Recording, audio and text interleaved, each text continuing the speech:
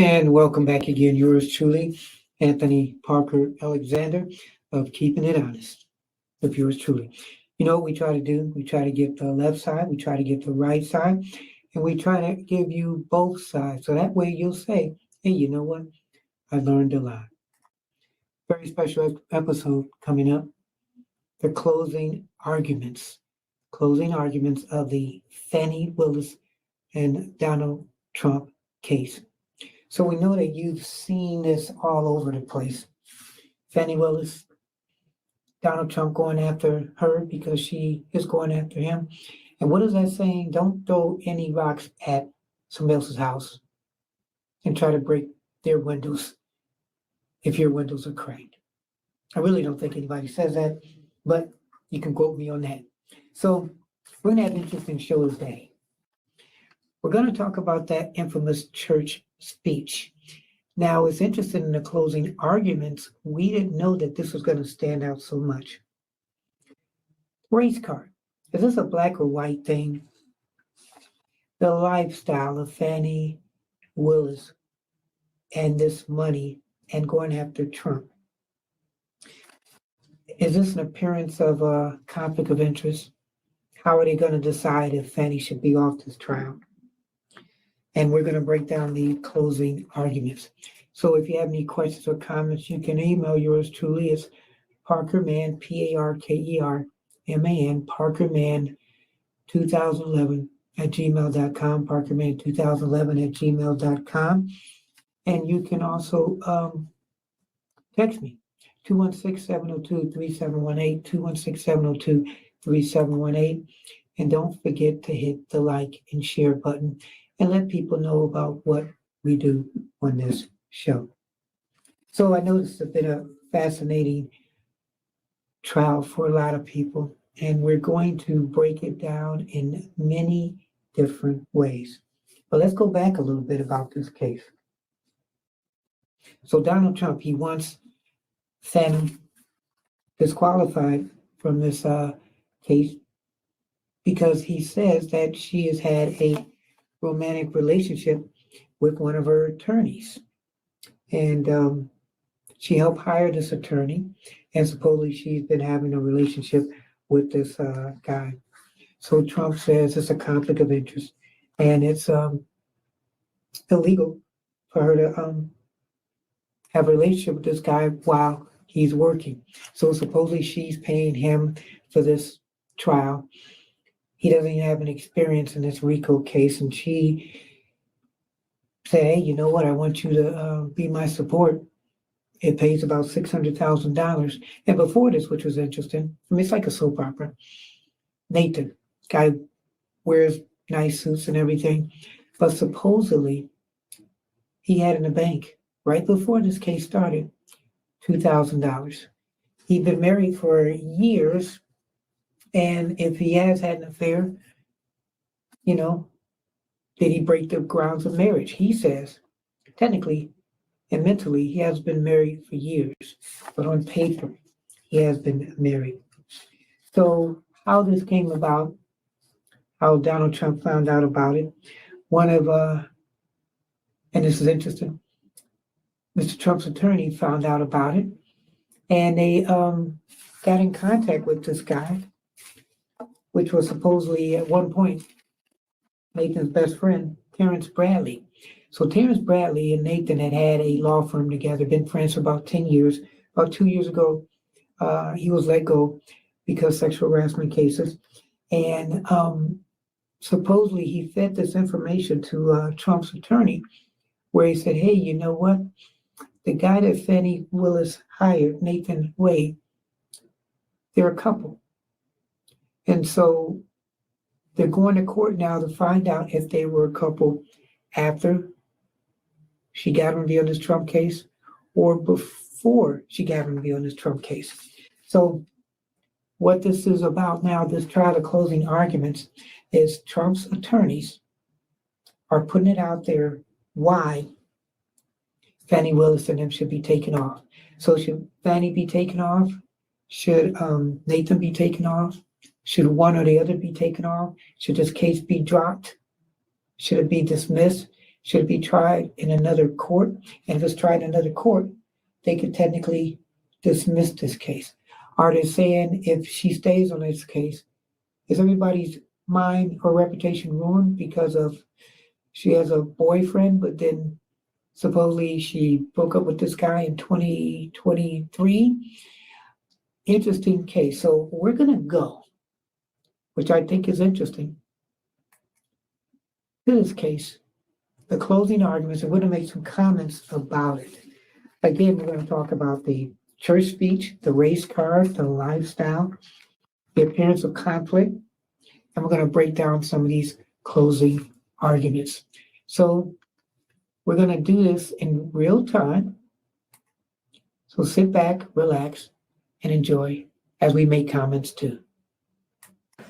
Now, there are a number of Georgia cases that sort of repeat that theme. Reeves v. State, 231, Georgia Appellate 22, that's a 1998 case, stated a potential conflict of interest existed and the appearance of impropriety existed. What's the Davenport v. State, 157, Georgia Appellate 704, that's a 1981 case. That was decided 7 years before Williams. When there is at least the appearance of impropriety, a defendant is denied fundamental fairness in the state's prosecution of the charges against him or her. There are also rules that govern prosecutors. Lawyers in general are bound to preserve and avoid even the appearance of impropriety. That's Brown v. State, 256, Georgia Appellate, 603, 202, 2002. Head v. State. The prosecutor's close personal relationship with the victim in a case may create at least the appearance of a prosecution unfairly based on private interest rather than one properly based on vindication of public interest. ABA criminal justice standards for the prosecution function, standard 3.1.2c. A prosecutor should avoid appearance of impropriety in performing the prosecution function. 3-1.7f. The prosecutor should not permit the prosecutor's professional judgment or obligations to be affected by the prosecutor's personal, political, financial, professional, business, property, or other interests or relationships. So the rules that govern her in her own profession say that this is wrong because she's developed a financial interest in this case. And at the very least, created the appearance of unfairness towards these defendants by setting up a relationship, a prosecutorial relationship with her boyfriend that she'd been dating for 2 years, according to the testimony. So before I move, Your Honor, to the specific facts, you asked, what's personal interest, and I think, frankly, as I was trying to figure this out, I think you know it when you see it. It's just like in the concurrence in Jacobellis versus State of Ohio Supreme Court case from 1964, Justice Stewart, in his concurrent opinion, said, "I know it when I see it," talking about obscenity. I think you know it when you see it. I think there's enough facts in front of you that you know it when you see it. So do we know it when we see it? We've heard about this. We've seen the Texas, heard about the cell phones, the money, the trading. So I think that the governing principle helps enlighten some of the facts here.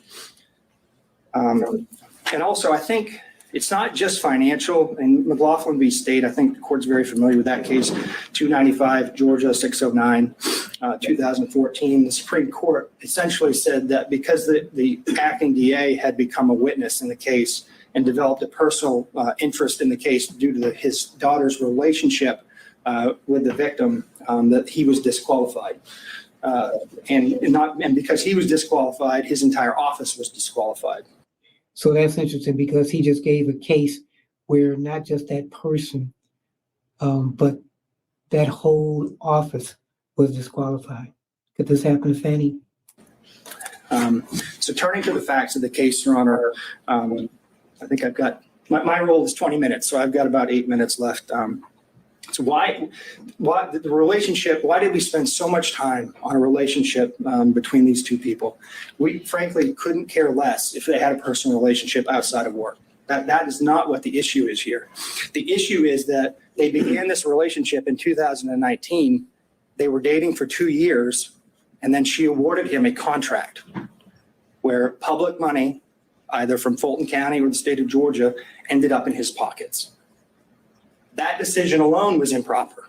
But what's even more improper is that then she and he used that money to go on personal vacations and trips.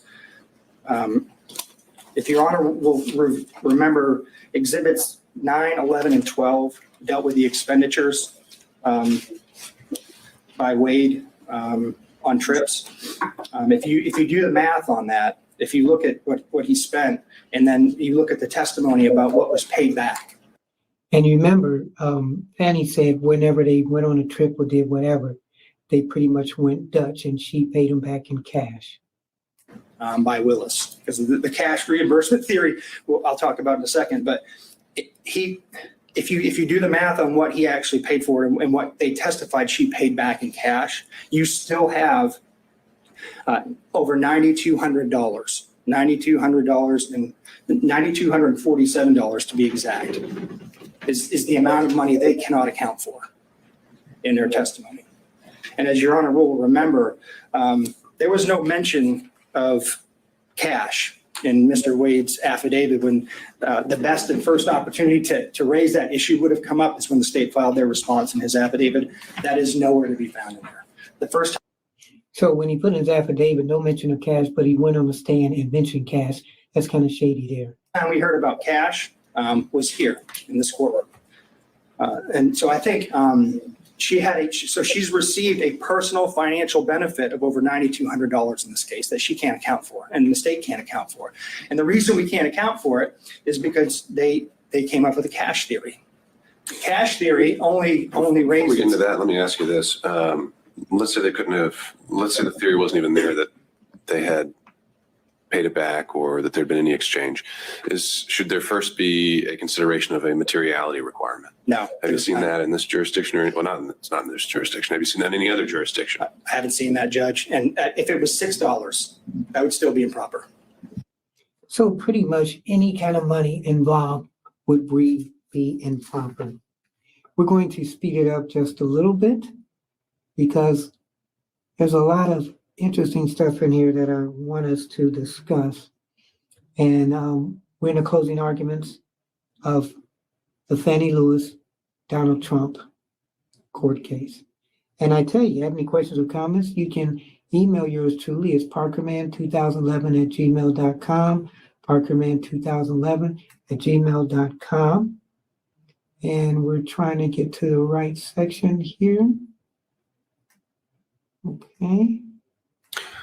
It would be in response to a motion that was filed. But it wasn't filed in a response, in a pleading. It was filed in response to a motion. And the motion were allegations made. If Ms. Willis wanted to respond at that point, she could have said the facts of the matter. Instead, she misstated what the situation was, took advantage of the opportunity, an ethical violation. And the ethical violation makes it clear that you must refrain from making extrajudicial comments that have a substantial likelihood of heightening public condemnation of the accused. Can you think of anything more that would heighten public condemnation of the defendants than alleging that defense counsel and the defendants were making their motion based on race and religion? That's as bad as it gets in Fulton County, with all due respect. Okay. That's exactly what Ms. Willis wanted done. Pretty bad. And remember, the state still had not responded. So then what we get from the state is we get an affidavit filed as part of their response. And that affidavit says specifically, and the affidavit is Mr. Wade, says specifically in paragraph 26 and 27 that the relationship did not begin until 2022. It acknowledges the relationship and says it didn't begin until 2022. And the pleading that's filed, the state's pleading in response, indicates not exactly that, but it says there was no relationship as of November 1 of 2021. And that's on page 7. So now we know that timing is the issue because Ms. Merchant made it clear that we alleged and had evidence that indicated the timing was before Mr. Wade was hired, not after. Lying. So the state now has filed an affidavit and a pleading that claims post-hiring into 2022. And then Mr. Wade Willis testify to the same thing under oath. Now, Ms. Yerty says it began in 2019. Why would she know? Well, she would know because she was a former friend. I know the state's going to get up there and say, you can't believe, essentially what they're going to say is you can't believe any defense witness because they're defense witnesses. And only people that would tell the truth would be Wade and Willis. But why not her ex-friend? Maybe sometimes people aren't on the stand lying. Maybe sometimes people aren't telling the truth, which to me, it's like a catch-22 thing because that's what we're saying about Fanni and Mr. Wade. Suggest to you that that's not accurate. I suggest that the testimony that Mr. Wade gave and Ms. Willis gave, and I'm specifically dealing now with the timing issue, without getting into anything else, that brought forth a true concern about their truthfulness in being what is required of a lawyer in this state, which is candor toward the tribunal. And that's 3.3 of the professional rules. Specifically, small a1, make a false statement of material fact or law to a tribunal. So that's, as I posited to the court, that's the second ethical violation. And then you also have 8.4 of the professional rules. It says it's a violation of the Georgia Rules of Professional Conduct for a lawyer to, and that's A4, engage in a professional conduct involving dishonesty, fraud, deceit, or misrepresentation.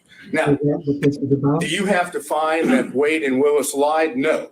What you need to be able to find is that there is a concern, a legitimate concern based on the evidence in this case about their truthfulness, a legitimate concern about the truthfulness, which equates to an appearance of impropriety.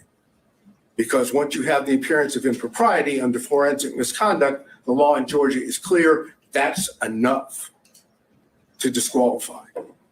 So why should you find there's a concern with their truthfulness? ERT is the first one. You have that testimony. But then we go to what is the most obvious indication I'd be Bradley. that Willis and Wade were not truthful on the point of timing, and that's Bradley. And it's Defense Exhibit 26 came into evidence. Defense Exhibit 26 comes in and says, and you know I went into this the last hearing. It says that on January the 5th, 2024, at approximately 9:49 a.m., there's text messages that are exchanged between Ms. Merchant and Mr. Bradley. Mr. Bradley And the text messages go will never work again. like just date, and that's from Ms. Merchant. Ms. Merchant says, do you think it started before she hired him?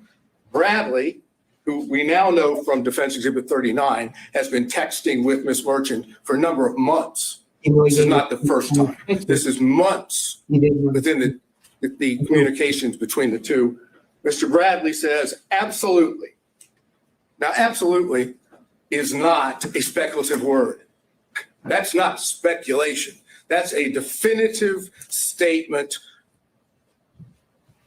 And Bradley then, unprompted, says, he started giving up everything on the Texas, but when he got on the stand, he was as quiet as a mouse. Some people say that Bradley might have been threatened, but because stuff was in their Texas, they looked at that.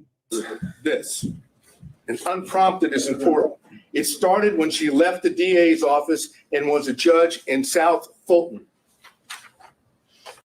And then some people say, well, what made him give all that up? Was it because of their friendship, him and Terrence? And it's interesting because he was also the attorney for Nathan as far as divorce attorney, and they were also business partners. So when he had to leave the law firm, maybe he was ticked off. Maybe somebody came to him and said, hey, you know what? You know something? we will give you at least $5-10 million. How much money would it take for somebody to give all this information out, knowing that they will never pretty much have a law field and be an attorney ever again? It goes on, this merchant says, she liked it started when she left the DA's office with the appropriate emoji or whatever one would call it to say it was liked. And then Mr. Bradley said they met at the municipal court CLE conference. Again, unprompted. He's now definitively telling Ms. Merchant when this relationship started. Ms. Merchant says, that's what I figured when he was married. And then Ms. Merchant says, and we're now talking about a couple hours later, she texts and says, upon information and relief, Willis and Wade met while both were serving as magistrate judges and began a romantic relationship at that time. And Mr. Bradley responds, no, municipal court. Thank you. Doesn't say it didn't start then. He doesn't suggest that she's wrong other than magistrate court municipal. Now we have that and it's in evidence. And what does Bradley do? He knows that he's put himself in a position that if he testifies truthfully on the witness stand, Your Honor is in a position to be able to find, if you choose to, that both Willis and Wade lied. So what does Bradley do? Look, you were an assistant U.S. attorney. You know how this works when you have witnesses in this situation. And he just clammed up on stage or sitting in the chair when Miss Merchant was asking him some of the same questions they were talking about on the Texas. And he pretty much said, I can't remember. But at the end of this, who's going to get hurt the most? Probably Bradley. Mr. Bradley did everything he could possibly do to evade answering questions. No recollection, couldn't remember, it was speculation. Anything he could possibly say that would cause, Your Honor, not to believe that Bradley knew when this relationship started. I suggest they were clear-cut lies. And the truth is in Defense Exhibit 26. And so if we take that view, that he thoroughly impeached himself, that he did not give truthful conduct, what's left standing? Generally, you would see someone who's impeached, perhaps we have some kind of core that you could point back to and say, that's the time he was telling the truth. In these text messages, is it ever definitively shown how he knew this and that he actually did know it, other than just a assertion outright? Absolutely. Usually, if a state has a witness that goes sideways, they've got him locked in. They've sat down with a detective, got a full statement. We don't have that here. So that's interesting right there. It's almost like he's giving Bradley a little leeway because it's nothing kind of concrete, even though they know that his testimony on the stand is different from the text messages. Somewhere in between he's lying, but also somewhere in between he's telling the truth. Well, what you have is a text message, which is a prior statement of Bradley that he did on his own, that was not given to him by someone else. The only thing that the court has just noted is, how do we know he wasn't speculating? Because you don't have to accept the fact that he wasn't speculating. The cases that I provided, I think by email yesterday, the first dealing with that, you can disbelieve that testimony and draw a negative inference. That's the Ferguson case. On Lee, the other case, you can simply take the prior inconsistent statement as substantive evidence. It has the same value. And that's what I'm asking you to do, to take what was the unprompted statement in Defense Exhibit 26 of Bradley and take that on its face value, that is an indication that Bradley in fact knew and had said he did. Because this is very interesting. Again, this judge will determine whether Fanni's going to be on the case or not, whether she can be on there and Wade can be off, or maybe they see about going to another county. And that county, of course, may determine if they're a Republican county because it's going up against a Republican ex-president. What do they want to say? Forget it. So when Bradley gave up the information through the Texas, but didn't give up anything on the stand, again, was he threatened? Did somebody say something to him? Or did he decide, I'm getting in more trouble than anybody, so I'm trying to save myself? If you accept that, you have to have concerns about the truthfulness of Willis and Wade on the timing issue. And I don't know if this is something maybe one of your co-counsel were going to address as well. We heard about kind of the law that applies that we're outside kind of the orbit of the core of cases we're used to dealing with here, where it deals with side switching or where someone is in the relationship, the client relationship. The proposition you're putting forward now is that if a representative of the state, the lead prosecutor, the district attorney themselves, says something that's untruthful on the record, that is something that immediately has to be proactively policed by the trial court.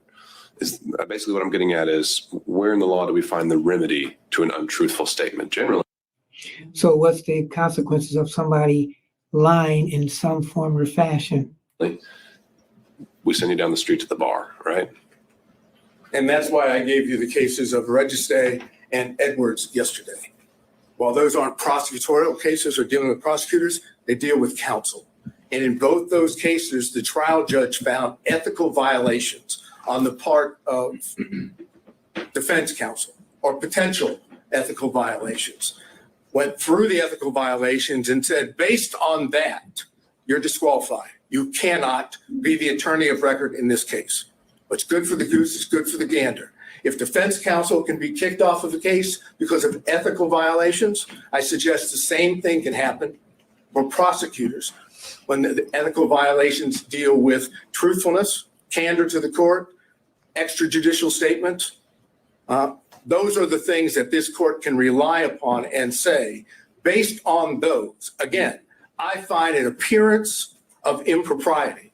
Where would be the limiting principle? The district attorney signs every indictment assigned to this courtroom. Does that mean she's off every case? No, it would be when if I found that she's untruthful, is that what you're kind of suggesting? You don't have to find, again, I'm not saying you have to find she was untruthful or that Wade was untruthful. You don't have to make a finding of fact that they lied. All you have to do is make a finding of fact that you have genuine, legitimate concerns about their credibility, about their truthfulness.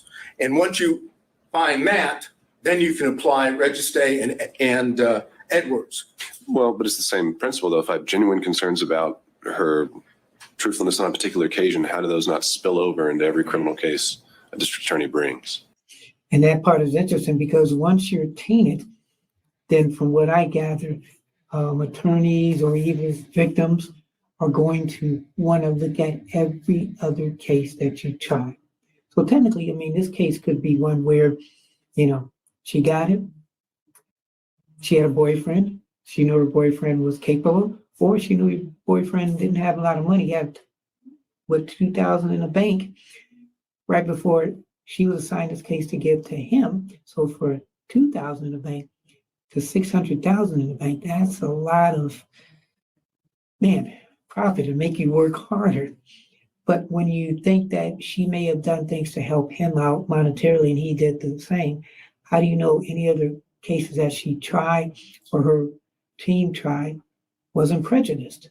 And think of the high profile RICA cases that she's done. Well, it's because she testified under oath, and so did Mr. Wade.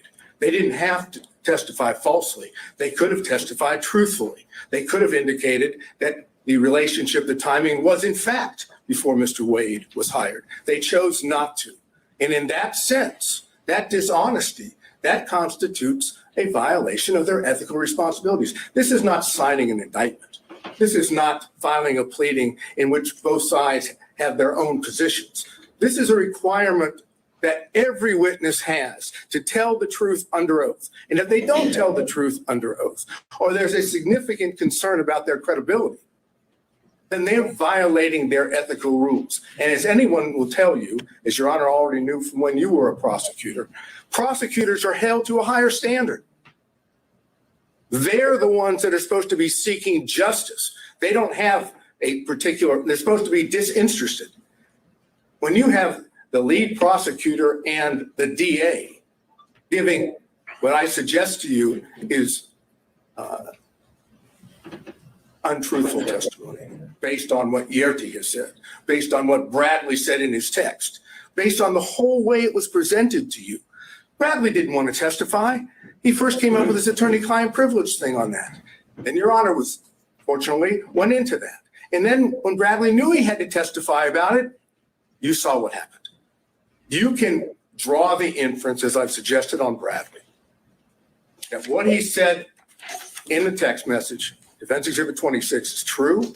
The relationship, in fact, started prior to November 1st of 2021. That Yerty says that. And now, without getting into any detail, the cell phone records. The cell phone records show that during that period of time from, let's say, April 1 of 2021 to November 30th of 2021, that there was a considerable number, 35 or more occasions where it appeared that, based on the records, that Mr. Wade was down in the area where Miss Willis was staying in Yerty's apartment. But more important is there are two occasions, and the state has not challenged those.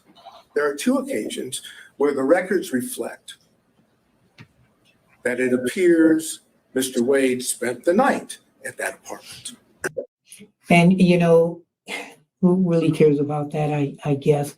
But it's interesting because Fanni Willis's team, they did not want to use the cell phone records in this case. But it's interesting how many cases have been, I guess, completed. And some of them have been because of the use of the cell phone records. Wow. But in this one, they don't want to use it. So I'm always wondering, how would this be if Fanni Willis had to try this case? The state may say, we don't accept that, but they didn't challenge it. And even when they brought forth what they brought forth today, supplemental 2 and 3, they didn't challenge it again. So what does that suggest?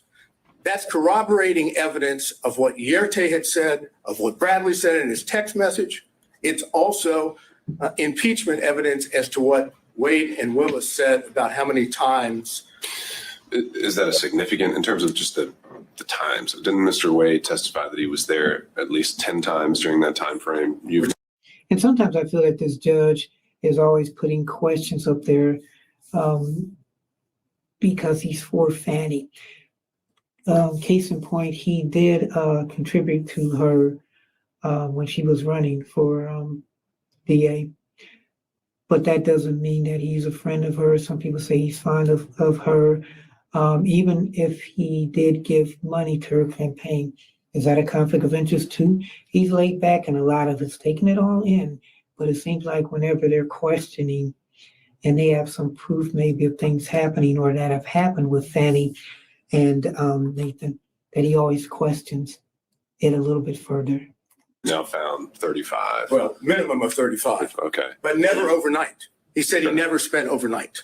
Put that to the side, though, just in terms of the fact that he did say he'd been over there, that he visited the place, and I would presume he wasn't obviously keeping a very good accounting of it, but that wasn't something that was entirely denied.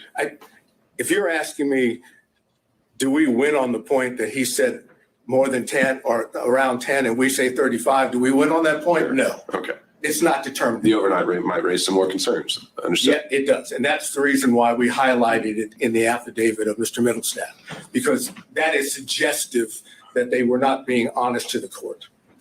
So then, how much time have I used? Seems like a lot, but I'm letting them use the hook. So, suggestive. Again, raising issues. I'm wondering about burden. Is it we're dealing with a preponderance standard? We are dealing with a preponderance standard, and it's our burden. Yeah. No question about that. So does suggestive get us there? No, but it is corroborating evidence that we did put up. And that's what the purpose of the cell phone records. They corroborate what Yerty says. They corroborate what Bradley said in Defense Exhibit 26. and they impeach to that extent Wade and Willis's testimony. So let me ask a question too. Do you guys think that the cell phone records should be used? Do you guys think that that has been proving that Nathan and Fanny lied, that he did spend some time over there, or he says that he was in that area? But it's so interesting what cell phone records can find out. So if you find by a preponderance of the evidence, so I can finish this up, if you find by a preponderance of the evidence that what I call subset of forensic misconduct, ethical violations has been shown, and that there is a significant and legitimate concern about the truthfulness of Wade and Willis, they're disqualified. Now, obviously, factual findings are yours, but the law allows you to do that. You don't have to do it through an actual conflict. That's the other side of the equation. And that's what I've argued, and I think that's what Mr. Gibbons can argue. Before I let you go, though, this is an interesting classification. You're saying forensic conduct isn't just commenting publicly about the case indicating guilt. You're saying forensic conduct is just anything a district attorney says falls into that box? No, I'm saying that Improper. that forensic misconduct as a subset of that would include violations, ethical violations, which impact the ability of the defendants to get a fair trial, as well as impact the court's ability to have faith that the prosecutors, these two prosecutors, are acting in good faith in their own conduct. Same idea dealing with, as I said, defense counsel in the two cases I mentioned. Ethical violations can give rise to disqualification, and I suggest we have that here. All right. Thank you, Mr. Seda. Thank you. All right, man. So that is very, very interesting. If you believe, man, that the cell phones should be used in this case, even if they're innocent, if it was something that's questionable, that means they still can be disqualified. So they don't have to be guilty in doing anything, but just, you know what? You guys are boyfriend and girlfriend. Maybe you shouldn't have been messing around with each other. Maybe you should have given another case to him. So even though you guys didn't do anything, just the assumption that you guys might be doing things would disqualify you. Wow. So you're watching Keeping It Honest with yours truly, Anthony Parker, and you are in the middle of, closing arguments in the Fanni versus Trump case. You can email me. You can give me your opinion on what you think of this case. So we're doing this a little bit different. We're breaking down everything. And the infamous church speech, I want us to talk about that before we get into some other things, because I'm kind of interested in what you guys think about that. We're going to see if we can fit this in right here. Give me a moment as I try to find this right here. We're going to go up to it. Let's see. And literally everybody in this country has reviewed and analyzed her speech that she made in a premeditated camera. So what do we have, and what did this prosecutor do? What she chose to do is sort of what was criticized by the Supreme Court in Shepard v. Maxwell. Legal trials are not like elections to be won through the use of meeting halls, the radio, or the newspaper. That's exactly what we have here. What we have is a deflection. What this is all about is more insidious than just making the comments that she's made. It's a deflection. What she chose to do was to say, okay, I have done my best to hide the relationship with Nathan Wade. And Nathan Wade has done his very best by filing false documents in his divorce case to hide his relationship with Miss Willis. Now, and so what did they do? Well, when Miss Merchant filed the motion to disqualify, now the game plan has to change. The game plan I call the deflection begins to take place. The deflection is when the district attorney sat down and wrote out. Look at I'm sure the court has. When you look at that video, it's in evidence of her speech at church. She has written out everything and she's reading from it. She chooses to deflect. The court asked earlier, wasn't she really responding to the motion that had been filed against her? Would that she had. Because if she had, she would have looked the members of that church in the face and say, there's been an allegation that I had a romantic relationship with Mr. Wade. And ladies and gentlemen of this congregation, it's true. She didn't do that. She chose to deflect and to do two things that are reprehensible for any lawyer, but particularly for a prosecutor.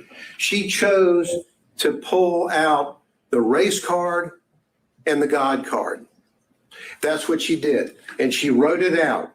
She went on to deflect away from the allegations in the Wade motion. And she said, she's saying, why, in her talk, public discussion with God, why are they only attacking one in reference to Mr. Wade? And then she goes on to say, God, isn't it them playing the race card when they only question one? Now, if she had been truthful with that congregation, truthful with the community, she would have said, I had a relationship with him. Good, bad, forgive me, whatever. That's what she should have said. But she chose to deflect and say, the reference to them and the others and they. It's obviously a reference to the motion filed by Ms. Merchant. They choose to go after the black man. And she then goes on, again, deflecting away and deflecting to what I call the third rail in American society, choosing somebody on the other side of being a racist. So-and-so is a racist. They're racist. She was the one playing the race card in a way to try to deflect from her own conduct. She goes on to say in discussions with the Lord, God, is it that some will never see a black man as qualified no matter his achievements? Again, the deflection. What is she saying? The listener is not necessarily in that audience in that church. The listener is at Fulton County. The potential jurors who will come into a courtroom and say whether or not they can fairly judge the evidence or judge the defense in this case. She chose to inject race into the minds of the listeners and virtually everybody in this community, and literally everybody in this country has reviewed and analyzed her speech that she made in a premeditated way. And I want you to know too, we're going to do that speech a couple minutes. He's like giving you a clue of what she talked about. And when you hear it, you can have your own interpretations to see if he was right. And in bringing in not only the race card, but also in bringing in the religious matter, this is exactly what Hammonds v. State in our Supreme Court talks about condemning as an inflammatory appeal to the jurors' private religious beliefs. Why would she do that? To deflect. But now, not only is she deflecting, but she is then going forward and in a way telling the community, telling the congregation that God is on her side, not on the side of these people. God, she said, and when she's talking and she's saying, God, pray for their souls. I, meaning God, qualified you. I qualified your imperfect, flawed self. I see you in every hour. Do my work. As though she's telling the folks in her very, very, very implicit way, injecting into the minds of the jurors, God wants me to win this case. God wants me to prosecute this case. And why is he going, and why are these others going after the black man? Well, the answer is very simple. as we said in our brief. We didn't mention Mrs. Cross, Mr. Cross, the white female, or Mr. Floyd, the white male, because there was absolutely no evidence and is no evidence of a personal romantic relationship with them in which he obtained these benefits. That's the reason why we did not do that. So she goes forward with her with the deflections. That's exactly what she does when she goes forward, and she talks about a planned interviews time and time again with authors of the book Find Me the Votes, where she's talking about a case that's going to be tried in this courtroom. It's reprehensible. So in that specific, instance, setting aside the fact that she was willing to go on the record before a case had even reached the jury, what specific statements from that book do you contend cross the line? Well, for example, she's saying, she goes on to talk about all the calls that she gets from people calling her racial terms. And all the calls are racist. What she's trying to do, and I think there's a reference in there to MAGA people, whatever. In that, I think he was kind of reaching there, talking about Trump people. I don't know. what she's really saying is that those people calling me up and making those claims or those horrible racial slurs to me are really people on their side of the fence. That's what she's doing. And there's no reason, Your Honor, ever for a prosecutor to sit down and go forward with this kind of interview. She did it in Find the Votes. But then what really happened here is this hiding of the relationship. Because in hiding the relationship, they have done such a good job. Mr. Wade filed false documents in his divorce case when on May the 23rd, May of 2023, talking about, have you ever had sexual relations with a person during the course of the marriage or including the period of separation? He's still married. He doesn't have a divorce decree, but his answer is none. Then he's asked whether or not on any occasions he's entertained or been entertained by someone, a woman, a member of the opposite sex, in this case a woman, from the date of the marriage to the present, talking about place and time and all that. What is the answer? None. Why does he do that? He does that because he doesn't want to tell about the relationship that he has with Miss Willis and the benefits that he has gotten and that he gave to her. That's exact. And what these answers are absolutely reprehensible, that a member of the State Bar of Georgia would file these answers that are inaccurate.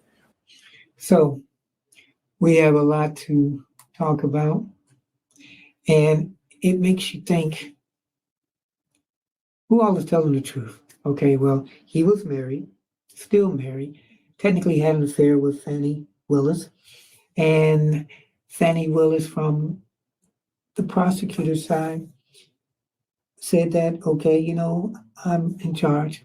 I got this new gig. I'm gonna help you out. You just give me back some money. We don't know if that's the whole story, or technically, he just happened to work for her, and they used to go together. But even then, he was still married, so he had an affair.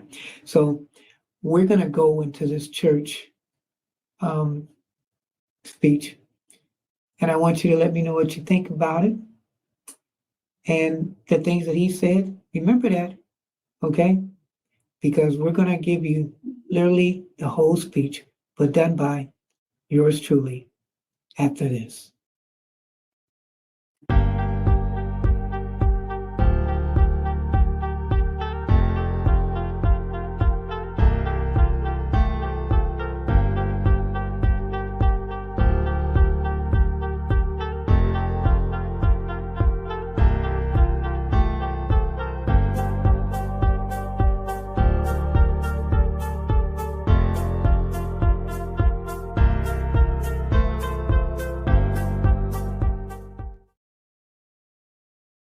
More than we thought we would hear as far as this church speech is concerned. This case, which has kind of surprised us, especially the closing arguments, have talked about this speech which Fanni Willis gave at this church. Some have said it was racist. Some have said it was a God speech. So what we're going to do in a Parker twist, we're not going to play the whole speech, but I'm going to give you, in her own words, a transcript of her speech. We're going to slow it down. We're not going to emphasize any words, but we're going to let you take it in from what I am saying as far as her church speech. And this took place at Big Bethel AME, and it was one day before the city and the nation celebrated Dr. Martin Luther King Jr.'s birthday. Excuse me. And it goes like this. But first, was she trying to get pity as far as the church and the community and the world, because she thought she was blindsided because she was African American? Because in this speech, she didn't talk about any relationships or nothing. She just talked about how she, in her eyes, was being persecuted as an African American person, African American female. So here is parts of the transcript of the infamous church speech. I hope for you all this week, I don't look like what I've been through. Hey, I want you all to know I pulled out my most lavish $29.99 dress from Ross. And here I stand to talk to you this morning. See, that part is funny. That's not God. All right now, I must warn you, if you're looking today, this morning, to hear from a perfect person, well, he was crucified and he died for your sins. But today, what he has brought you is his very flawed, hard-headed, and imperfect servant. And so I prayed for him to please use me this morning. Some people are in this place to hear the word of God. Others are here for other reasons. But my God got a way of making sure no matter why you came with this message. So the thing being celebrated today is it starts with me. I want somebody to repeat that. It starts with me.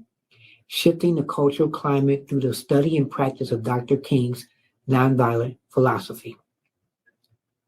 On faith and resilience, I said, that's it. That's it. I smiled when I read the description. I knew God was telling me, I'm not sending you where you need to be.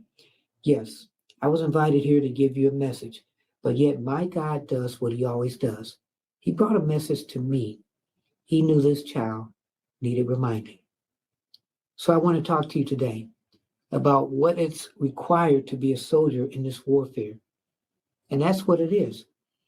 Warfare to shift the cultural climate. Yes, I must reveal to you a secret, though. Oh, wait for it. They want to know the journey is ugly.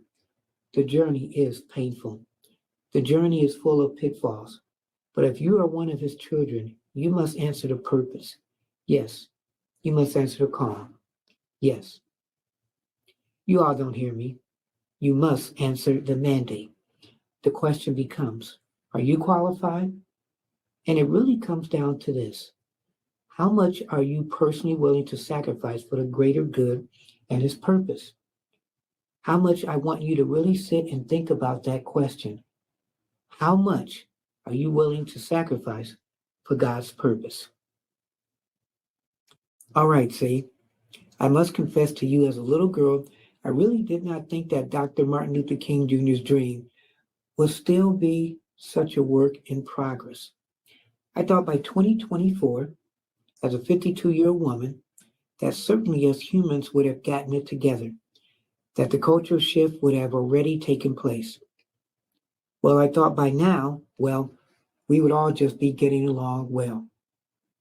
Oh, we going to tell the truth this morning. He tells me, you see, when Dr. King was here, I've seen him very hurt.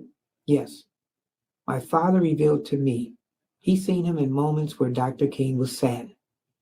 That said, he was saddened because people were cruel to him. Yes, unsupportive. Even some people he thought were naturally in his camp. That's right. He told me that he was. There were those that were jealous, and he really took a lot of abuse. Yes. He says Dr. King was a great man. Yeah, a prophet, he calls him. He said he was filled with good and kindness, and the only thing that he wanted to do was make the world a more equitable place. Yeah. He said Dr. King was not a perfect man, but he was a great man, willing to answer God's call. That's it. That's it. You all are. Dear Father in heaven, 4 years ago, you sent a godly woman to see me. She was different from me in so many ways. She was married to a wonderful man in law enforcement while I was out here. Real single, y'all. She was a mother. She was not just a mother yet at the time, and I was raising two 20-year-olds. And I did say, still raising. She was a different race than mine, and she was a Republican while I was a Democrat. Our community we were both God-fearing women. All right. But I must admit, God, she's much further in her journey than me with Christ. She explained to me, God, that you had spoken to her and told her to seek me out. And so she did. She said, you had seen my heart, and you, Father, knew how I love this country and my community, or knew how I love this county and my community. She provided me with a Bible and encouraged me to commit to reading it often. She said, you revealed to her that I had. If I had promised to work hard, follow you, root out corruption at every level, you would give me the position of leadership, I thought. Of leadership I sought. I had no idea what her words meant, but in this beautiful lady, I saw Christ. So I knew I was just going to obey. I don't think either of us at the time had an idea what I would inherit or gain as I became the Lord God even right now. Yes, all right. That's all right. That's it. Yes, all right. So I continue to feel unworthy of God. All right. A divorced single mom who doesn't belong to the right social groups doesn't necessarily come from the right family. Yes, right. Doesn't have the right pedigree. The assignment was just too high for lowly me. All I brought to the table, God is my mind. Yes, my heart, my work ethic. Yes, my underlying love for people in the community. My Lord, you know my history. Yes, I'm still carrying childhood hurts. Yeah. I struggled the entire time I raised my children. You remember when he left and it was just me and his two little girls figuring out how to get it done? Yes. God did not seem to care about my laundry list of shortcomings. He was not interested in my field. So I bade him to be honored as the first day. And he was a woman. Y'all hear me on that? Not a woman of color, just a woman. You'll always be one of my greatest honors. I worked so hard for it, so long. But I still humbly realize only 1% of the district attorneys in this country are women of colors. Why should I, your lowly servant, get this honor? But then this job began. Wait a minute. God, you forgot to tell me there was more than 50,000 cases not closed. Well, you left that detail out. Wait a minute. God, wait a minute. 18,000 unindicted cases going back 7 years. Wait a minute, God. The morale of the staff is in the toilet. Yeah. Wow. And some of them are unqualified around here. Oh, God. You got to be kidding. 7 of the highest profile cases in the United States going to land right now. Oh, no. Please make a stop. Oh, my God. You forgot to mention that my life and the life of my family would be threatened so regularly. I now think it's not normal if I don't have 2 death threats a week. My God. You did not tell me that people would call me the N-word more than they call me. Funny. You did not tell me. As a woman of color, it would not matter what I did. My motive, my talent, my ability, and my character will be constantly attacked. You did not tell me that the people would think they required of me perfection and flawless. God, Why would you send this imperfect and very flawed woman to that position? God, you did not tell me my home would be swept multiple times for bombs, or that most days and nights that I would spend them in isolation because that was the safest place to be. You forgot to mention, Lord, that I would have to abandon my home. You forgot to mention the loneliness of this position. And you certainly didn't tell me about the stress, huh? Oh my God, I trust you, God. I thank you. God, I love you. Yes, I thank you for every attack that makes me stronger. See, I sit here with a peace that surpasses it. Oh dear God, I do not want to be like those that attack me. I never want to be a Marjorie Taylor Greene who has never met me, but has allowed her spirit to be filled with hate. How does this woman who has the honor of being a leader in my state, how is it that she has not reached out to me? She can tell me I don't agree with anything you're doing, but I do not agree with people threatening your life or the life of your family. That is conduct that is wrong and intolerable. And as a leader, I shall not stand for it. How did such a woman come to think that it was normal and normalized that another woman was worthy of such cruelty? I would never wish for her to have the experiences of the threats that I received. The derogatory name calling, the being doxxed multiple times.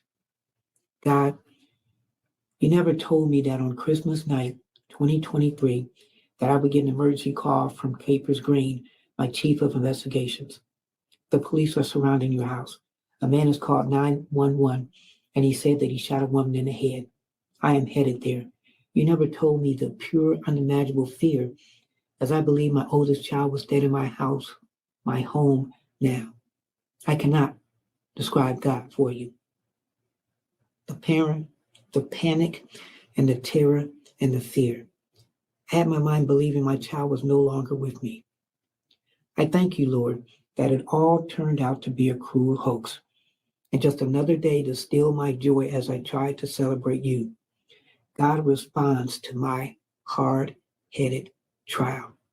Yes, pray for Marjorie Taylor Greene. Well, pray for the man's soul who called your house God. Wait a minute, I ain't dead yet. I'm still in my walk with you. I'm just being honest. This is me and my Lord talking. God, I don't really want to do that. I ain't feeling it.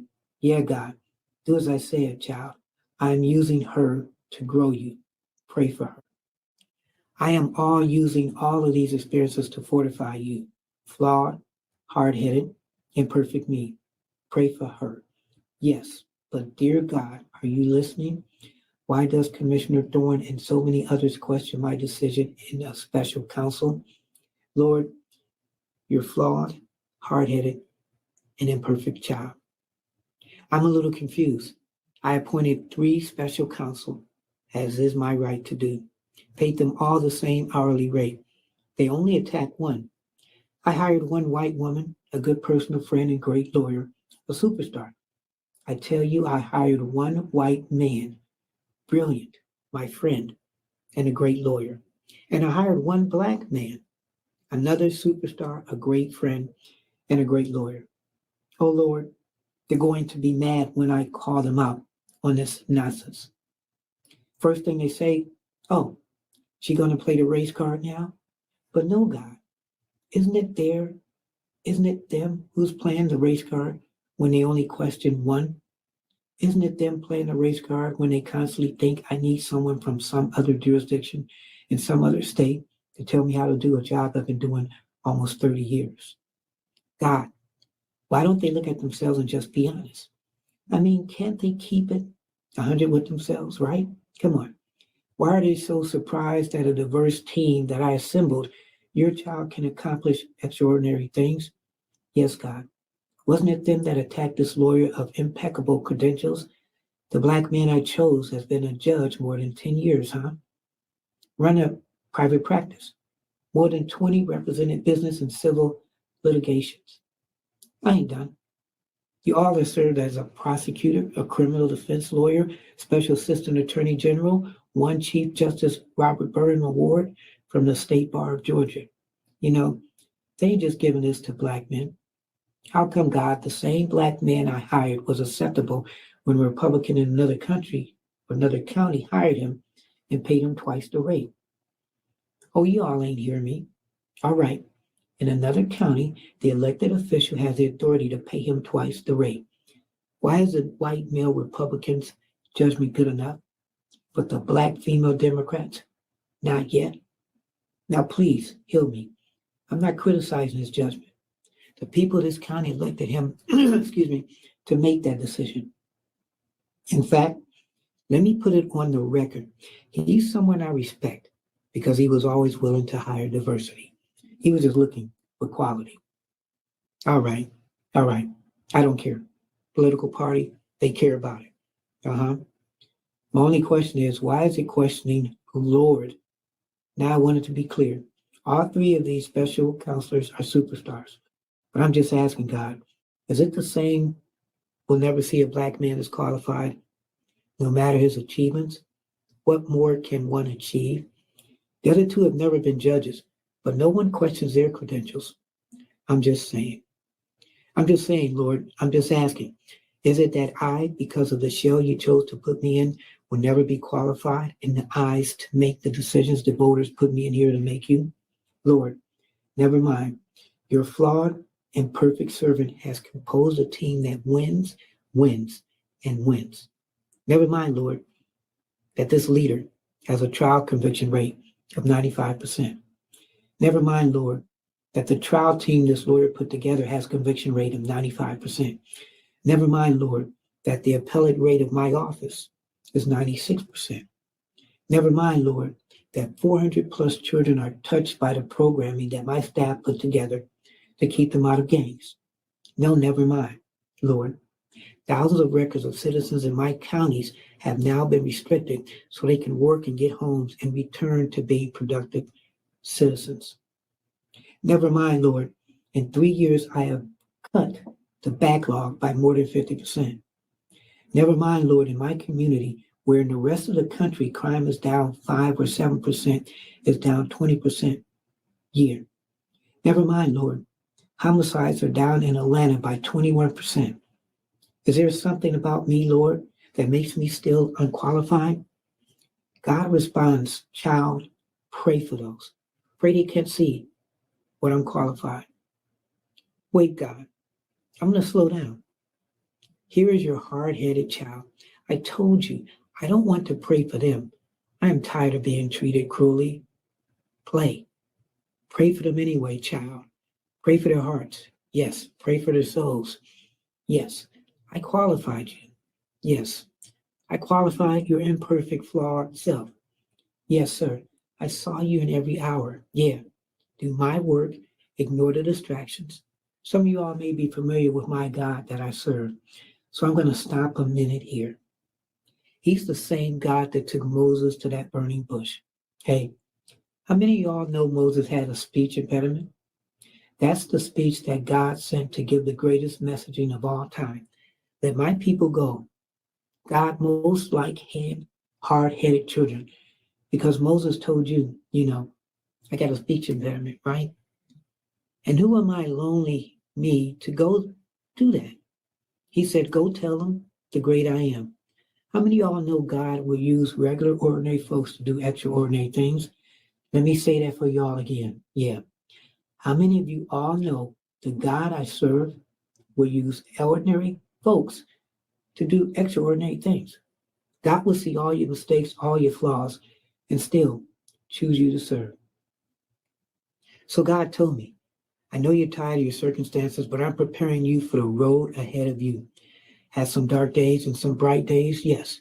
So ladies and gentlemen, on Thursday, I was at a very low point, really tired of all the pain that people cause. So wary of hearing mothers come in talking about their children being hurt or worse, lives taken from them. That pain. I'm somebody who just takes it on. And it got a little heavy on Thursday, tired of the 14-hour days. And if I can be honest with you, tired of the isolation, the loneliness, the backstabbing, yes, tired of all of it. But then my own time, God showed up as he always does. A lady I love and respect, had not seen in more than 2 years, randomly came by my office. I don't stop and take lunch, you know. I don't have no time in my day. But somehow God miraculously cleared my schedule for 40 minutes, appointments canceled, and opened up so I could spend 40 quality minutes with this lady. Yes, she was another leader. She brought me her testimony of the 2 last awful years. And I'm going to tell you, I feel ashamed because I was so caught up in my own world. I didn't know what my friend had been through. She told me of a cheating husband and a divorce that had taken place. She talked to me about cancer that entered her body and almost took her out of this place. She talked to me about family trauma and of a child trying to commit suicide. Yes, yes, Lord. She told me she was mad with you. The position of authority she had, she really didn't want, but she took it because you told her to, and she has been obedient. And so she wanted to know, how could I be obedient? Lord, and you take me through these last 2 years I've had. Come on.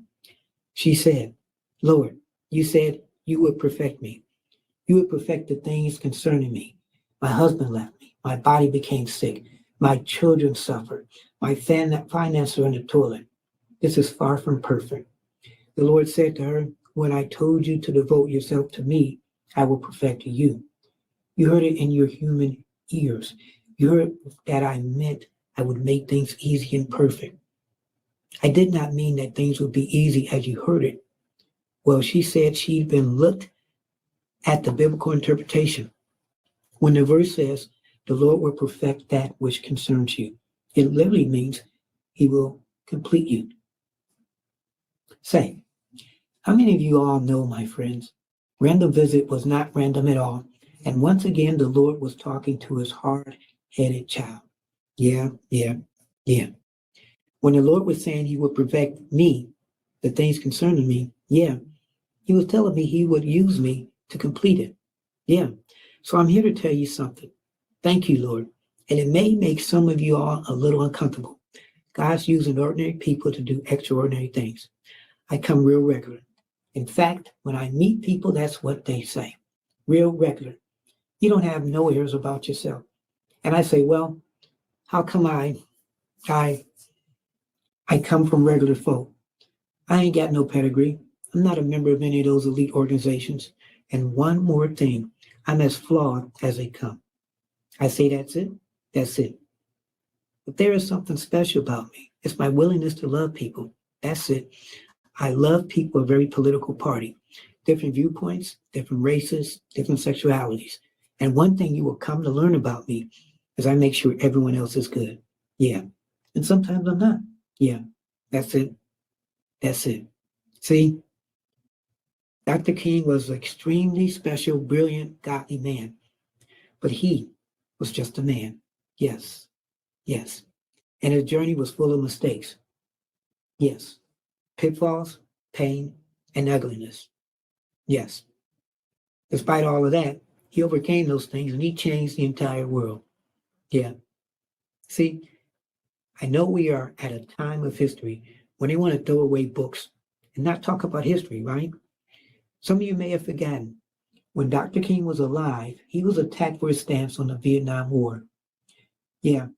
Some of you all might have forgotten that scandal the FBI tried to do on personal indiscretions. They let some of you all forget that. But now that same FBI will take a day off to celebrate Dr. King, because my Lord and Savior will make them your footstool. All the glory I receive, it's his grace, not a perfect me. Yes, sir. We are at a time in history. People, hear me on this. We are at a time in history when you can no longer sit back and just let other folks do it. You cannot expect Black women to be perfect and save the world. The Lord is completing us. We are not perfect. We need your prayers. We need to be allowed to stumble. We need grace. With that kind of support, we will move mountains and do Jesus' will, doubling all the way. So his flawed, hard-headed, and imperfect child has a message for you, for each of us today. Please find a way to do your extraordinary, God-given assignment and make this community and the world a better place for all of his people. Yes, See, it's never about who you are. It is always about it, the great I am and who you see. We are all flawed sinners, unworthy, imperfect, damaged, but we are qualified. Upon his calling, you can find common ground with people of all different ideologies. If you simply commit yourself to being obedient and steadfast in your efforts in his work, if you commit yourself, God will turn your hard-headed self, into the extraordinary for his kingdom. Thank you. Wow. So there we go. Whew. What do you think of that? That was Fanni Willis. And that was her doing the church speech. Man, you were watching Keeping It Honest with yours truly, Anthony Parker. And so some people have said that that speech is the epitome of what this trial is about. Because some people said it was racist, some people said it was political, some people said it was godly.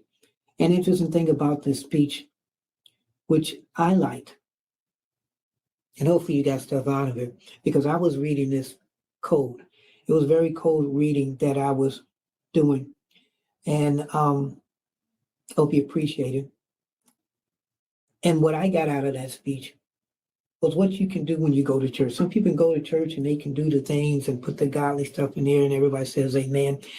And some people can do it from the heart. And I hope and pray that as Fanni Lewis is involved in this trial, that she goes back to that speech and she remembers that God did put her in that position of power, to be a person of change, where people will look at her and say, wow, I've never seen an African-American person or female in that position. And they will say, okay, I want that position. And if it's known and truthful that she's done some of the things that she allegedly did do, which can take her out of that office, preferably people that use her as a role model can say, I want to go that path, but then make it a straighter one. Wow. So that was the church speech that everybody's talking about. So as we continue to go through the closing arguments, hopefully that speech will stand out, and either you will be for that speech and say, yeah, that was really something that she did for the heart, or you'll say, you know what, it was too many political things in that speech. Something to think about. I am Anthony Parker, and you are watching Closing Arguments. Keeping it real, the Fanni Willis church speech.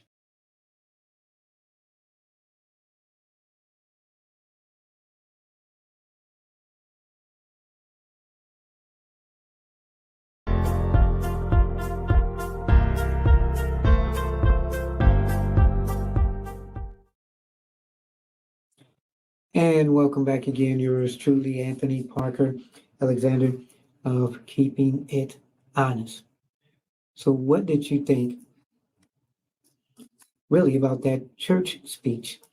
So as I said before, as the closing arguments were continuing, there was a portion of the arguments where they talked about this infamous church speech. So you heard it. What do you think? Do you think she put some things in that speech where maybe if it was dealing with church and it was God, she should have just kept talking about God and not putting people's political names out there and kind of skewing them in the church? Was she looking for sympathy in this church? But yet, some people saying while she was talking about people at the church, she wasn't really talking about, well, you know what? I've sinned too. I've also had relationships with a married man. What was she looking for at this church speech, as they call it? Was she looking for the backup of God? Or was she looking for maybe to taint the potential individuals who will be judging this case dealing with Donald Trump? Something we'll see in the future. If you have any questions or comments, you can email yours truly. It's Parkerman, Parkerman, 2011@gmail.com. Again, it's Parkerman, PARKERMAN, 2011@gmail.com. And if you want to text me, that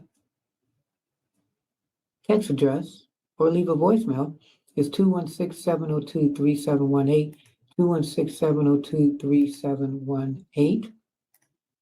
And you see it right there at the bottom. And these are, again, the closing arguments in the Fanni versus Trump case. And don't forget to hit the like and the share button and subscribe. So as we're doing this show, got a couple comments because I wanted to know, what do people think about this case so far? And here are what some people are saying. Workplace romances are problematic. It creates an opportunity for actual or the appearance of favoritism within the office. I believe that charges of an improper hire or kickbacks were not proven. So what do you think? And even if they were, how would that affect the facts of the Trump indictment? There was no reason presented as to why their romance affected the Trump prosecution. There's no reason that I am aware of that should prevent Willis and Wade from fairly prosecuting Trump. And even if, and I do mean if she is removed, the charges still stand. The evidence is still there. So this is interesting. So are we looking at this as because they had a relationship that they should be removed, but no matter what, those charges against Trump should still stand? Or he did bad, she did bad. Interesting. Speaking of Trump, all I want to do is this. I just want to find 11,700 votes, which is one more than we have. Remember, there was that recording, bad impression of Trump. He gave a specific number of votes that he needed to find. He didn't care how they were found. He just wanted them found. And are they basing this on how he was trying to rig the election? Some people say yes, some people say no. And it's interesting. Sometimes in life, there's no black and white. What do you see right here? That's a pen. What do you see right here? That's a mouse. So this is black and white. But in some people's eyes, could this be a pen? And could this be a mouse? Black and white, mouse, pen. We tend to see things in two different ways, two different colors, and hence we have the court case. So again, this is the closing arguments, about 3 hours in total, and they are going to prove. This is with the judge now. He gets in all this information. At the end of the day, he gets to prove, yea or nay, whether this should be thrown out. And if this is thrown out, that means Fanni can continue the case. Or it could be thrown out where they throw out Fanni and she can't continue the case. The judge said that he will be looking into this in a couple of weeks. But while we're waiting, we're doing right now the closing arguments. So we just did the church. And should politics and church mix? And it's kind of like when politicians are going to church. Are they going to church because they believe, or are they going to church because that's their community and they're trying to get the votes or sympathy? So coming up, we're going to have a closing argument. So to go back into that, but I thought it was interesting because this involves Fanni Willis, Nathan Wade, and Terrence Bradley, who did a lot of damage to this case, big time. So we're going to go back a little bit, talk about conflict of interest and the speech at the church that took place. You heard how I did it.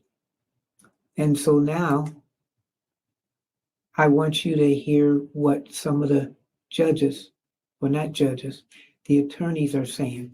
What is a conflict of interest? You're a politician. Somebody comes up to you. Hey, you know what? If you can help me out, then I'll help you out. And sometimes courts, even the smallest impression of doing something for somebody will get you in trouble, much less a bigger thing. So this is what the conflict of interest is and how it applies in some court cases in some jurisdictions and how it doesn't. So we're going to listen to this guy coming up because I really liked him. I'm telling you, he came up and he talked this talk. And we're going to talk in between him talking. But listen in. Closing arguments. The general rule on conflicts of interest for lawyers is in Rule of Professional Conduct 1.7. And we all know, it's all drummed into us, that we cannot have a conflict of interest. And if we do, we have to withdraw or we will be disqualified. The basic idea is that a conflict of interest impairs the lawyer's independent professional judgment. That's the test of a conflict and whether it can be waived and whether it's disqualifying. And that conflict is not just financial. It can be any conflict that impairs your independent professional judgment. And you see that in McLaughlin v. Payne. The court asked what was a personal interest for purposes of disqualification. It's anything that impairs professional judgment. That's reflected in the ABA standards that were quoted by Mr. Merchant, which list the prosecutor's personal, political, financial, professional, business, property, or other interests or relationships. And that's really embedded in the prosecutor's oath to act impartially. And the earlier disqualification order by Judge McBurney was based on political interests, not financial. What my colleagues have described as forensic misconduct is also cognizable as a conflict of interest based on that footnote in Williams' case. The root of all of the problems that we see in this court right now is a conflict of interest arising from their individual personal interests in perpetuating and concealing their relationship. So again, did they conceal their relationship? You know, when you have a relationship, you don't really kind of tell anybody, you just do it. But seeing as they worked together, if this was after she hired him, then that's a problem. But if they were in a relationship before, maybe it's not a problem. It all depends what you're trying to prove. Let's see what he's trying to prove. That's the original sin from which all of the other problems flow. There are 6 different actual conflicts of interest in this case. So here go the 6 ones, and then you decide if it's a conflict of interest, because you don't have to prove that all of them are conflict of interest. You don't even have to prove that any of them are conflict of interest. You just have to prove that there's the assumption that you're assuming that it's a conflict of interest. And again, I'm not an attorney, but they are. Any one of which warrants disqualification, but collectively, practically compelling. First, the financial conflict that's already been covered. Second, the personal ambition, political ambition. Third, there's a dovetailed or complementary pattern of deceit and concealment of the relationship and the money. Fourth, the speech at the church. Fifth, the motion for protective order that the DA filed in Mr. Wade's divorce case. Sixth, the way the state has conducted the defense of this motion to disqualify, especially the hearing. So again, they mentioned the church. One of the things with conflict of interest, you heard what we talked about and what she said at the church. Is that a conflict of interest? On the financial piece, the court asked for a limiting principle and asked about materiality. The limiting principle is whatever impairs the independent professional judgment of the lawyer. That is applied routinely. We have a county code section that flatly prohibits gifts from contractors, period. We have, by analogy, the federal bribery statute, which has a threshold of $5,000, 18 U.S.C. 666. The court asked about burdens and inferences. The court can draw a negative inference from the state's failure to produce evidence to support the invisible magic cash balancing theory. And for that, remember, Fannie and Wade, they have no receipts of anything because she paid them back in cash. So does that kind of sound like something that drug dealers would do? Remember, she's like really big in Atlanta and she's dealt with drug dealing cases. So with her not coming with any receipts to show that she did prove that, you know, she did give money back to Nathan, that's very suspicious. Based on State v. Thomas, 311 Georgia 407, particularly footnote 19. As to the timing question that the court asked about, there were 2 contracts for Mr. Wade executed after they acknowledged the relationship began. Each one of them afflicted or conflicted under county and common law. The second conflict is her political ambition, for which he was previously chastised by Judge McBurney. And that's also present in this book. The inside flap of this book says that they were given, quote, exclusive access to thousands of secret documents, emails, text messages, and audio recordings. The court has twice denied defense motions to unseal special purpose grand jury materials. She helped herself to get the glory of this book. I introduced certified copies of a number of county code sections. I'm not going to walk through those, but I'll tell you why they matter. The stack of law from the state constitution down to the county ordinances imposes a regime on the DA under which she has 3 obligations. She has to go to the county commission to get approval to pay him like she did. She cannot accept gifts from a prohibited source. She has to disclose the gifts that she received. She evaded all of those requirements. Section 2-69 of the county code prohibits gifts from prohibited sources, which he was. There is no boyfriend exception. There is no boyfriend exception. Hey, you know what? Can I give Fanny a piece of gum, as they say? Can I buy it? No, because the money that you got, you probably get from Fanny becoming her assistant. So you can't buy her 50-cent piece of gum. Just saying. The disclosure forms, the evidence is sufficient for you to find that her disclosure form for 2022 is false and that it is a false writing. That's an actual conflict of interest between her duty, legal duty of disclosure, her legal duty of candor as a prosecutor, and her private and personal interests in concealing the relationship, concealing the gifts, and keeping the gravy train rolling for as long as possible. His part in the pattern of concealment is a story you see in many divorce cases. The husband is hiding things from his wife. And was he hiding things from his wife? Because they said he had $2,000 in the bank, and that was it. And then from there, he's making money as Fanny's assistant. But then also hearing Terrence talk about it, he only had $2,000 in the bank that we know of, but had money elsewhere. Because on the stand, Bradley had said that, well, no, not on the stand, in Texas, when he texted Ashley, she asked him about, did he have any money? And he said, yeah, more than the $2,000.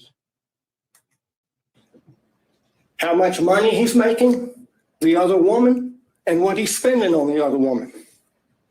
And he got on that stand, lied in his interrogatories, and he got on the stand and he lied about lying in the interrogatory.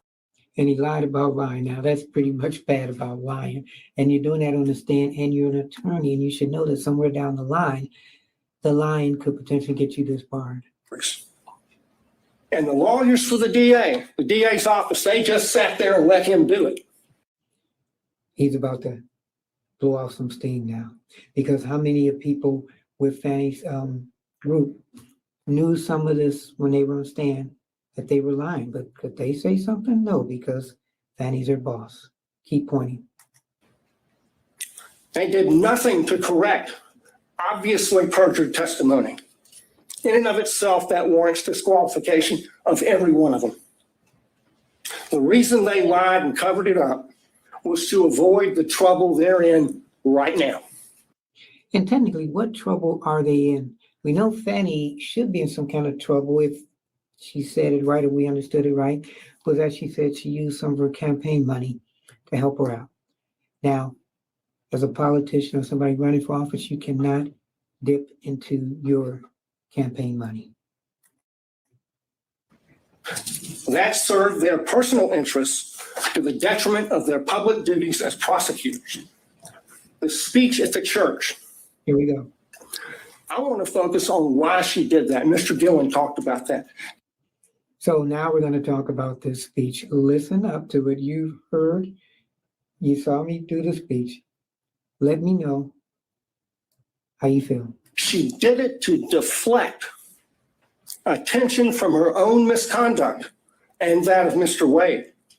So is that saying that maybe she should have said, yes, me and Mr. Wade have a relationship? Now, is it really anybody's business to say that? Or is it because he's connected with her and it might be perceived as conflict of interest? But did you say all that in the church? She violated her public duty as a prosecutor to serve her personal interests and the personal interests of her boyfriend.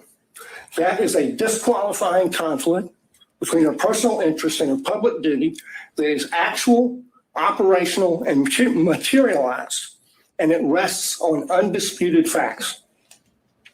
The next thing that she did that was a disqualifying conflict of interest was the emergency motion for protective order that she filed in the divorce. I filed a certified copy of that as Exhibit 37. She sought a protective order under the Apex Doctrine on the grounds that she's the DA. And the whole filing is expressly predicated on her status as DA. In fact, she never lets you forget it. She says it 27 times in 12 pages.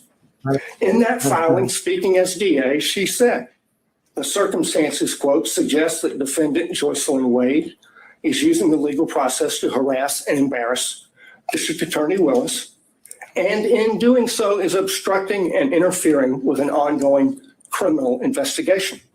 In the prayer for relief on page 11, she asked for 6 months to, quote, complete a review of the filings in the instant case, investigate and depose relevant witnesses with regard to the interference and obstruction this motion contends. So she pretty much wanted 6 months to investigate the own case that she was a part of. Wow, she probably wanted a breather to get her head together. There's no sugarcoating it. That's a clear violation of Rule of Professional Conduct 3.4H, which prohibits lawyers from making threats of criminal prosecution to gain advantage in a civil case. She abused her power. She abused her position to threaten her boyfriend's wife with criminal prosecution to gain advantage for herself and her boyfriend in her boyfriend's divorce. She violated her public duties not to make that kind of a threat in order to serve her private personal interests and those of Mr. Wade. Another actual operational conflict. The last category is the conduct of the defense of this hearing.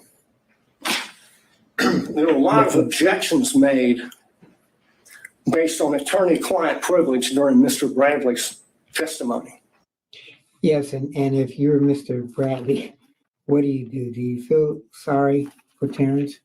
He got up on that stand that first day, and he just seemed uncomfortable. And as his story was being developed more, you really were like, wow, this guy's got a lot of drama.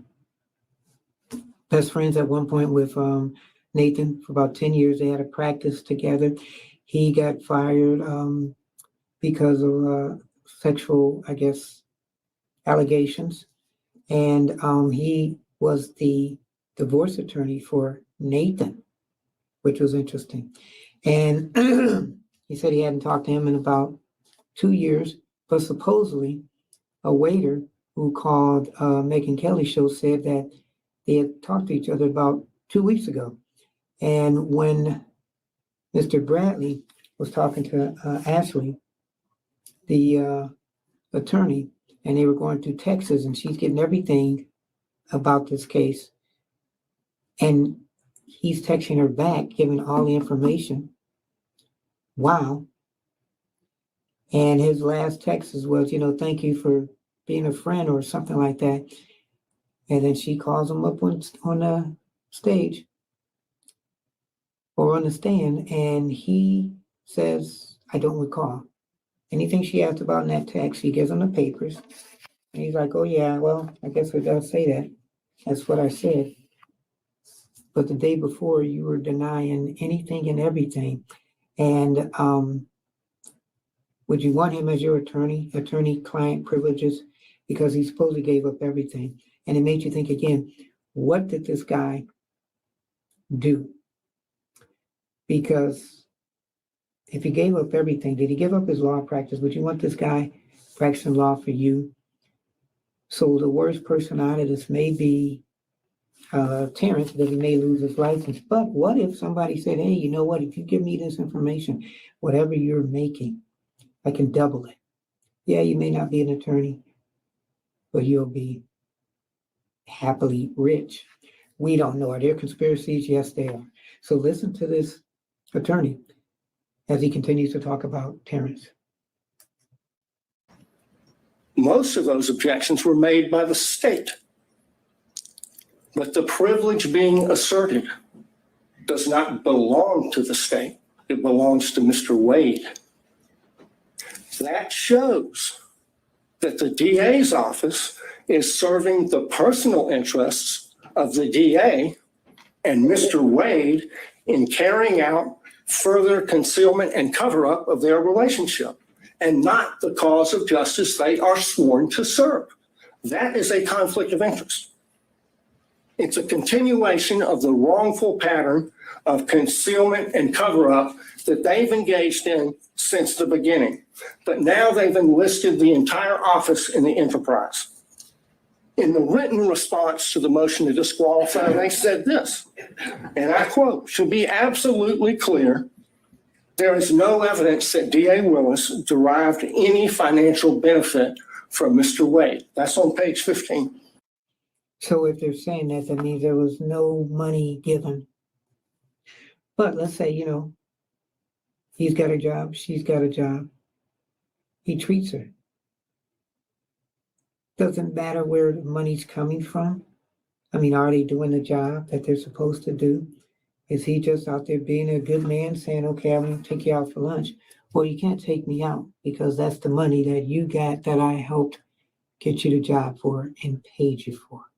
So it's like you're double dipping to me. I mean, would she say that? I doubt it. Flat out false. 10 lawyers in this case put their name on that, starting with the DA. So throw another log on the bonfire of conflicts of interest.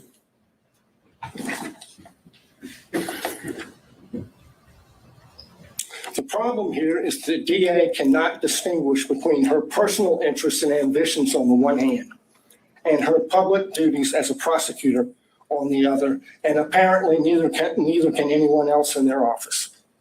Of the 6 conflicts I've identified, only one is subject to a conflict in the evidence.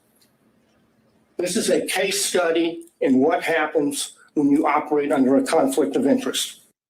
And this is a case study. It's kind of interesting, but it's so murky through all of this. Some of this can be a conflict of interest, and then some of it may not be. So the timeline technically is, which is interesting, did her and Mr. Wade date before she got that Trump case, or did they date after she got that Trump case? It's put an irreparable stain on the case. Think of the message that would be sent if they were not disqualified. If this is tolerated, we'll get more of it. This office is a global laughingstock because of their conduct.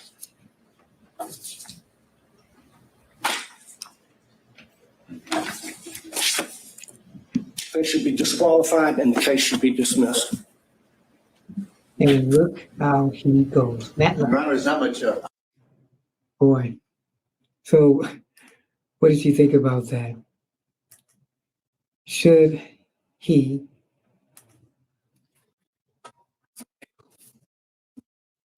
one of my favorite parts of this closing arguments, man, he put it on the line. Not just should Fannie Willis be disqualified, taken off the case, but the whole department should be taken off the case because they lock and step follow what she did. And, you know, let's go back to when they first called her. She came in strong. Pretty much I was waiting for coffee to, you know, be given to her because she came in and she was telling people on the stand what to do. So when you're questioning your boss, how comfortable are you to question your boss? Okay, because after all this, is she the one like Donald Trump that will come back to people and say, I remember what you did and what you put me through? Are some of the people, the lawyers, are they afraid to, or were they afraid to question her a little bit? What do you think? So you're watching, again, the closing arguments of the Fannie versus Donald Trump case. And here's some more responses. Trump is trying to take Willis down. He is so afraid that he is going to be taken down. His name should be Mr. Fragapills. This is more suitable. The Trump is the one who is getting caught. He's running scared and acting so foolish. Okay, so he may be acting foolish and bad, but didn't Fanny and Nathan do some things that were questionable? And remember again, this doesn't have to be proven. It just has to have the assumption that they're doing a conflict of interest. Another one, Trump is desperate to win because it is his only way to avoid conviction in the indictments. So even if, again, they get rid of Fannie, they can still have the DA continue the case, or they can put it in another county and then maybe that county will get rid of it. So this started up because, here we go, his alleged effort to overturn the 2020 presidential election. That's why they're holding a hearing. And Fannie Lewis is the DA, but they're trying to disqualify her. So this is what the judge says now, because he said about 2 weeks to determine. I think it has been very much made clear by the argument made that there are several legal issues to sort through, several factual determinations that I have to make, he says. And those aren't ones I can make at this moment. So he says it'll be taking the time. So now he's tasked in taking all the information, not with the trial, but just him, and determining, well, you know what, this is a conflict of interest or the assumption of a conflict of interest. So whatever his decision is, it will decide the fate of this case. So the attorney, the county district attorney says the motion to disqualify should be denied. And Ms. Willis, as a district attorney of Fulton County, and Mr. Wade, as a special prosecutor assigned to this case, should be allowed to remain on this case. Okay? So defense attorneys, they argued about this, and they only needed to find an appearance of a conflict to disqualify Willis, while the state contended an actual conflict was necessary. So one says you need the assumption, the other one says, no, you need to prove that this conflict of interest was really there. Do you have to find out that Wade and Willis lied? That's what Trump's attorney said. what you need to be able to find out is that there is a concern of a legitimate concern based on the evidence, a legitimate concern about the truthfulness, which equates to an appearance of impropriety. So the federal or the Fulton County prosecutors say the defense has to show an actual conflict. And in this instance, they have to show that the actual conflict would be that Miss Willis received a financial benefit and this financial benefit was found out. Right now, we have no money records, which is interesting, and she is an attorney. So who you think will win? If they say, you know what, we can keep you, Fanny, but you have to get rid of Mr. Wade, is that what most people would like? Or we have to get rid of you and Mr. Wade, but we still keep it in Fulton County? Or we have to get rid of all you guys and the DAs and go to another county. And again, if you go to that another county, will it have to be retried again as far as the Trump case? And it's interesting because 2 of the, 14 people that Mrs. Willis, and I found out people keep mixing those names and so much together, that DA Willis is going after, that 14 of them, 2 of them have pleaded guilty. So is that showing she's doing a good job? But they pleaded guilty because they did not want to have a serious jail term. And if they drop this case, what happens to those 2? Do they get to retrial? Do they say, oh man, geez, if I'd have known this was going to happen, I would not have pleaded guilty? So this is going to be a mess. And if it does go to another county, do they have to try it all over again? How long would that take? Myself, what would I like? I think in a Superman world, it would be great to see Miss Willis try Donald Trump and these other 14 people. My thing is, wow, we got to see how cocky she was. And even on the stand, she was kind of cocky. But everything was muddled. You haven't seen her since. But boy, would she come back with a vengeance if they say, the judge says, you know what, this was kind of murky, but I don't think there was a conflict of interest. You guys had too many things just going on in the background. So do your job. Do what you were supposed to do. And it's kind of funny because her thing when she was running was, I will not take any kickbacks. I will not do anything illegal. I will not have any sexual relations, pretty much. And the assumption is she has taken money and she has had sexual relations. But really, if none of this has anything to do with her and her old boyfriend, why would it matter? Because some people think, well, you know what, you're in this position of power. You just got this big gig. Don't do anything to mess it up. Wow. So I remember when she was running, how cocky she was, and she was coming after Trump, and now Trump was like, well, you know what? I'm coming after you. And throughout this, we had Fanni Willis, we had Nathan, we had Bradley, we had her old best friend, we had Nathan's wife, we had Nathan fooling around, even though it says he didn't, because he's not married, but he is married on paper. So he considers he's been divorced for many years in the mind, but that doesn't do anything as far as paper. Is there potential anybody could get this far? Well, Terrence Bradley, we think may get this far. He's lost a lot of friends. Would you want him as a friend, knowing that he may talk about you years later? Nathan, he signed some papers saying all this is true and found out maybe it's not. Fanni Willis, could she get this bar? When they say you can get a slap on the wrist, what does that do? Okay, she's got some legal things coming up, and turn it around. What does this have to do with Trump and his stuff? He still has done his stuff. He's still going to trial for his things.